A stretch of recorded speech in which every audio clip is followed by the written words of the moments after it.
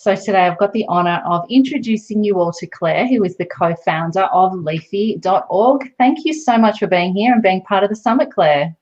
Hi, Tracy. Yeah, thanks for having me here. Fantastic. Can you just share with everybody a little bit about you? Sure. So yeah, I'm a mom of 2 children, and I'm now a nutritionist. I wasn't before. I was an environmental consultant. But my children came along, and I became more interested in healthy eating. I already thought we ate healthy. We made our own pasta sauces and had tuna pasta and that type of thing. We made our own healthy treats for the children. So no sweets, no junk food. We didn't have takeaways or takeouts. So thought we were pretty healthy. And then my children started developing some health conditions. And then I became much more aware of nutrition and food and became much more interested. And that started our family journey into exploring food changes for our health. And then after that period, then I retrained as a nutritionist and then founded our own non-profit organisation to promote better nutrition for families. Fantastic. So you are in Perth or in Western Australia now, yeah. But how long have you been there? You've only just recently moved over from the UK? We're fairly new still, yeah, and we feel really new still, but it's I know it goes really quickly, but it's been about 5 months now that we've come over. We've been coming and going from the Margaret River area of Western Australia. So nice. I know, we're so lucky. We've been coming and going for about 20-something years. My husband's originally from Sydney, but his family moved over to Margaret River about 20 years ago. So we've been holidaying there. And then we just thought we'll take the plunge. It's a great time for our children, their ages. It's such a great lifestyle. We're living in the middle of England in a really gorgeous, rural, beautiful, green, rolling hills village area, surrounded by national parks. We had it pretty good, but, you know, a little bit of sunshine sometimes and the sea. So we've kind of now ticked all of those boxes and just feel super lucky. Yeah, oh, that's beautiful. So how did you, you talked about the health of your children. So is that why you're passionate about low carb? Is that what's taken you sort of down this path? That's right. It was very much our family health. So first of all, my son, he had a few skin conditions and a bit of cradle cap as a baby, but it didn't seem to go away. And then that continued, and even a year on, he still had quite a lot of cradle cap and kind of patches and problems. When we introduced food around 6 months, he seemed to have reactions to a lot of different types of foods. He would have red patches around his mouth, or if he came into contact on his chest, he would come out in red patches. They would go pretty quickly, but it was showing that he was reacting, something wasn't quite right. It was an underlying issue. And then he started developing bubbles on his chest when he ate. After he'd eaten food, they were diagnosed as urticaria. And then the patches of eczema that had been coming and going just started to get worse. He was scratching the same areas and the creases of his joints, the normal areas, his back and his shoulders. But he was itchy a lot of the time and irritated and dry skin. So we had those issues. We've not got any history of eczema or skin conditions in the family, and I was looking at elimination diets, trying him without eggs for a while. I was talking to his dermatologist, talking to his diet, his team, and asking about things. And then I suppose some of the reading led to other reading and read to something else. We were looking for the root cause, the underlying condition, why were all of these things happening? Why were they getting worse? And then we came across Weston A. Price, and we really, really, me and my husband this week, I'm talking about, we really enjoyed this. I think it really made sense to us. Talking about gut health, talking about inflammation and reducing inflammation. So we went on, all of us, but particularly my son, we put him on a anti-inflammatory diet and gut health diet. So cutting out sugar and cutting out the sweet dates and honey and maple syrup treats that I had actually thought was really healthy with all the additional cacao and everything else I was putting in. And then got rid of those, stew, bone broth every day, which is great for a child at 2.5. He was absolutely loving it. Nutrient dense foods, really well sourced meats, great quality fats. Felt absolutely good on it. It made sense. And within 2 weeks, we noticed a difference. Not that his skin was better, but he'd stopped itching and he was able to sleep. And we were so sleep deprived. We were up every single night with him. He would fall asleep and then he would be up several times crying and scratching and bleeding, and we were putting plasters on his hands. So that was great.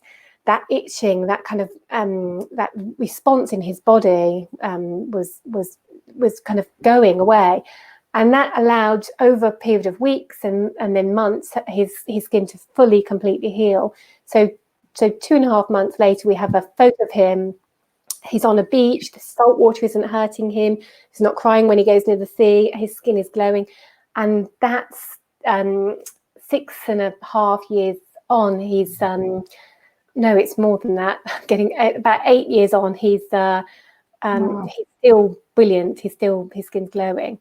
And then we didn't call that a low carbohydrate diet. Sorry, my headphones too big for me.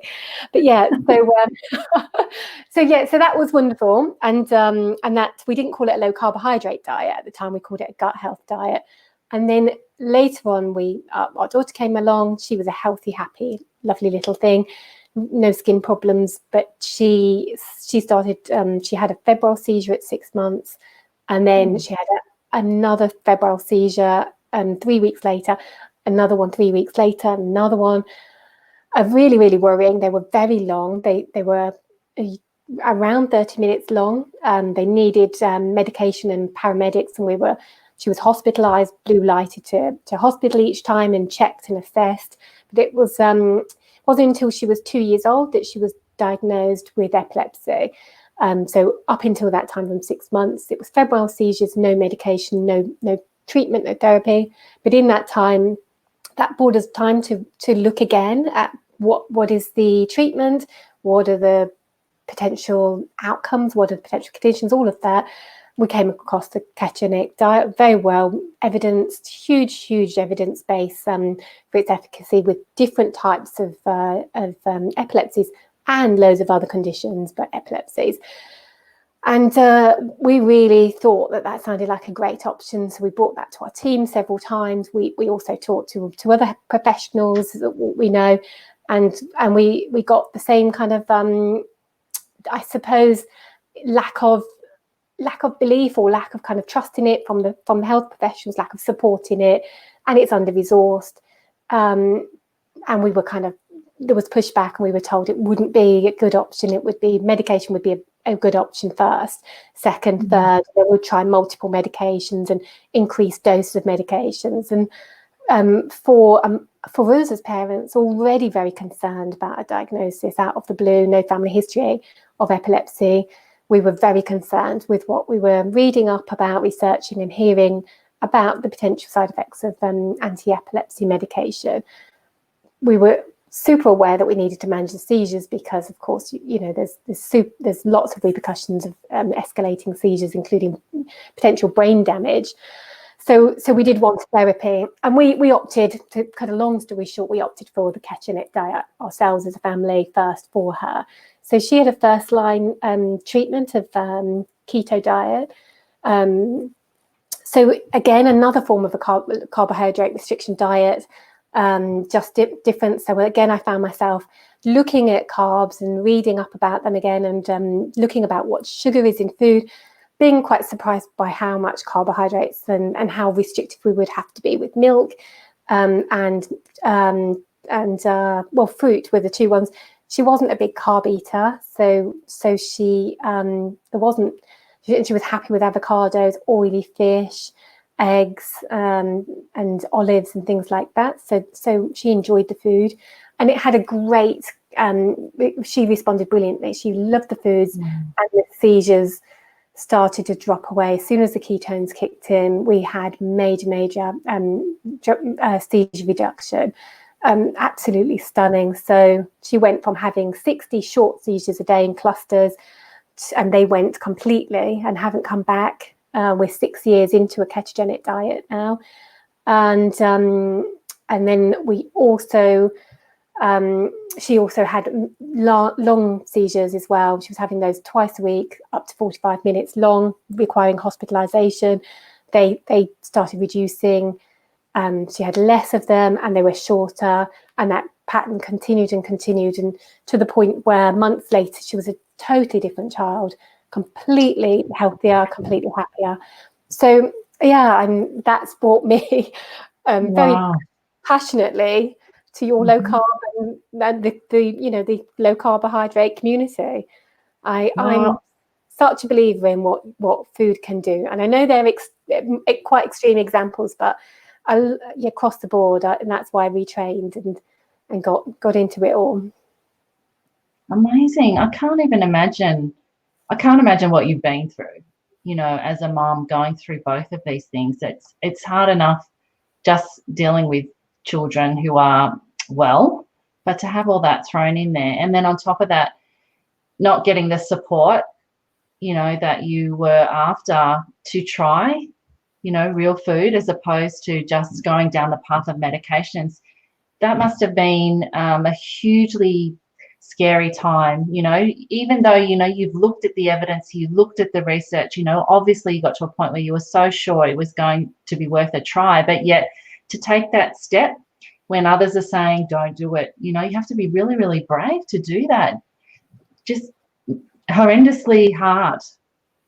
It was, and if I do think back to that time, then I do think it's a traumatic time, no doubt about it. It was an awful time. It was terrifying. The future genuinely looked very, very bleak for us.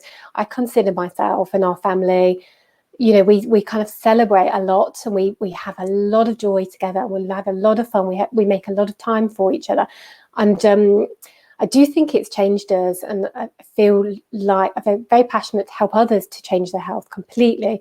I do feel that it's brought me a very, very good quality life, and because I just feel blessed all the time and count my blessings. And it would have been and could have been, and we've seen others have such different outcomes. I think it did take a lot of courage to try a different approach, considering we were being you're usually in a situation where you're on your children's health, and it's such an extreme health issue. We're in the hospital so many times with the professionals. So to go a different path, it did take a bit of guts to try our own approach first. But for me, I always thought that we have the medication. It's there. There's quite a lot of it about. It's there. If we need it, we'll go there. We'll take it. And who knows, we might need those medications. But it just seems almost ludicrous not to try this first. And we're fortunate to have had the first experience with our son first, because then I knew the route. I'd had the conversations with the professionals, and I know their limitations. And it's not that they're trying to be unhelpful or skeptical or difficult or blockers. I think they want the best outcomes for us as families. But there's litigation, there's protocols, there's guidelines. That's their bag. That's what they have to live and work by. But this is my family, and if I see a better option, I'm gonna. And somebody's telling me reasons not to do it that don't stack up, then we went for it. And having Justin, my husband, completely on board and being a team about it and doing the work together, doing the research, and also kind of being of the same mindset was massive. It was really big. Amazing. Thank you so much for sharing that. It just almost brings tears to my eyes. I just think you're brave, and it's amazing what you've done, but now that you want to help others and that you're sharing your story. So thank you for that. So how have you then incorporated all that you know and all that you've learned into your summit presentation? So we were just talking about that earlier, weren't we? So I I was trying to kind of, because now I'm working as a nutritionist. We've got our own non-profit organisation. We're not necessarily working with children with the same health conditions as our family. We're promoting, a lot of the time, what we're aiming to do as an organisation is to promote better food, real food, and getting off the junk and getting off the sugar. For most families, just bringing that down a level is enough to maintain health and prevent health problems in the future. So I pose the question in my summit talk is on carbs, sugars, and families.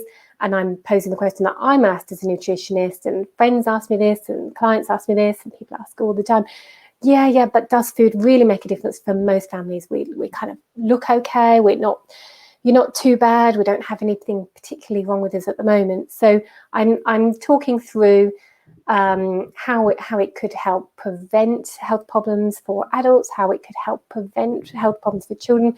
I mean, the statistics, as you know, are pretty rubbish at the moment. We've got 1 in 4 children who are overweight or obese. That tracks throughout their childhood and then goes on to in later life cause all sorts of health problems, increasing their risk of disease. We have the majority of the population overweight or obese, and so you're in the minority if if your BMI is in the normal ranges.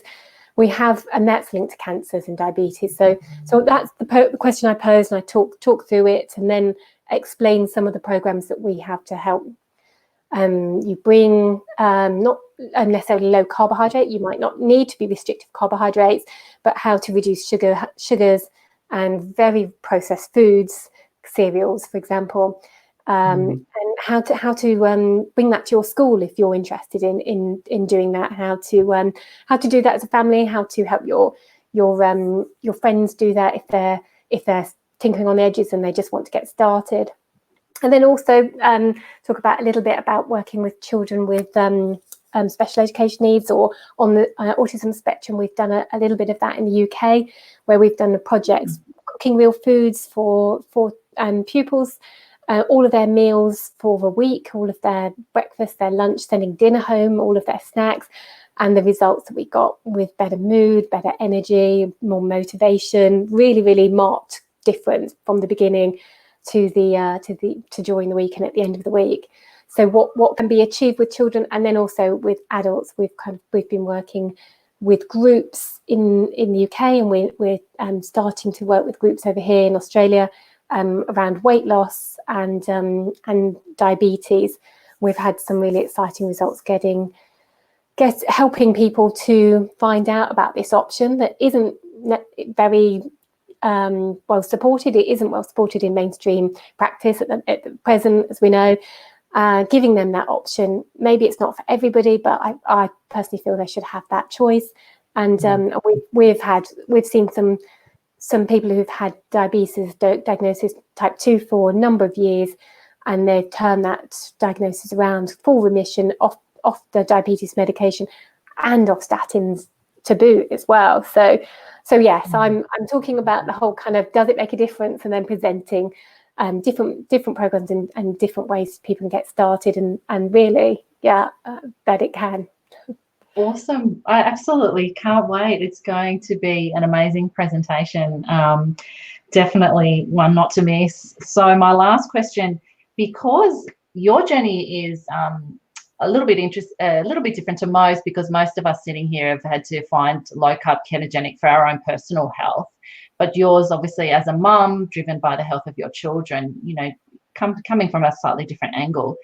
But having done it for so long now and obviously seen the benefits, what's your view on whether low carb is sustainable or not? Okay, yeah, that's a fantastic question, because I think that was one of the reasons we got pushed back for trying the diet, that it's unpalatable, children won't enjoy it, families won't enjoy it, and it's unsustainable. Definitely heard that a lot of times. And then we also hear about the side effects of being on a ketogenic diet or a low carbohydrate diet, but particularly in keto.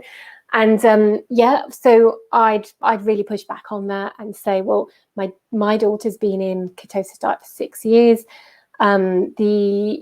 permanent ketosis 6 years, we as a family generally eat low carbohydrate, real foods, and me and my husband are in and out of ketosis for periods of time as well. We do that because we enjoy the foods. Firstly, we actually really enjoy it. So the stuff that we're losing out on, or we're missing out on, as people think, it's replaceable. You can kind of make good swaps, but it is when I show people, when I talk about it in groups and I get it together and get it out of the packets without the branding, without the sauce on top of that pasta sheet, it's boring beige food. So I mean, we're living proof that it's sustainable, but I also am very aware that the side effects that are quoted around the keto diet, particularly, if you think about the things that are raised, potentially not meeting your growth potential as a child, being on a keto diet, potential kidney stone issues, potential bone issues, lots of those can be mitigated, and that's well known. And by mitigated, it's by adapting the diet to make sure you're eating appropriate foods. So a lot of the diets that originally researched, where they did have children who had issues, who were on a longer term diet, a lot of those were based on classic ketogenic diets, where you're having a much larger dosing of fats to carbohydrates, so 4-to-1, and those foods were often coming from formulas. So they were being put together as formulas, fed to children over a period of time. They were having issues. So our daughter's diet, we get that tested every 6 months. Her nutrient profile is absolutely out of this world. The professionals always comment that children not on a keto diet or on a keto diet under their care, the results they see are never as good, because the difference, whether you're eating a keto diet, whether you're eating a low carbohydrate diet, whether you're eating a mainstream high carb diet, the difference is real foods and getting nutrients into you and making those meals count. Whereas if we look at a lot of the plates, a lot of the meals, a lot of the snacks, a lot of the packed lunches, because I'm in schools a lot working with improving school food, we're a good proportion, if not around 80% or 90%, is beige, and it's lacking nutrients completely. So yes, a really long answer, Tracy. I'm sorry. No, not at all. And it makes so much sense, because even what was it yesterday on the Today Show? They had, I don't know if you saw it. They had someone come on and saying that the keto diet would cause long-term weight gain or something like that. And it was some 2-week diet that was, it was done very poorly. It wasn't done, in a way that we understand. But of course, they make all their, media quick to jump on the assumptions and all that sort of stuff. But when you take it back, and it is just about eating real food and eating the nutrients that, getting the nutrients from real food. And, my children are thriving on a low-carb ketogenic diet, and I wouldn't change a single thing. And I think you're right. I think overall, if we can, nobody will argue that processed food and too much sugar is good for us. But so it's just saying that there are so many opportunities to do different things and introduce different things, around that to the family. So, I can't wait for your talk. Thank you so much for being involved, and thank you for chatting to me today. It was great to meet you. Yeah, thank you. It's been lovely chatting, getting to know you. Thanks, Tracy. Thanks, Claire.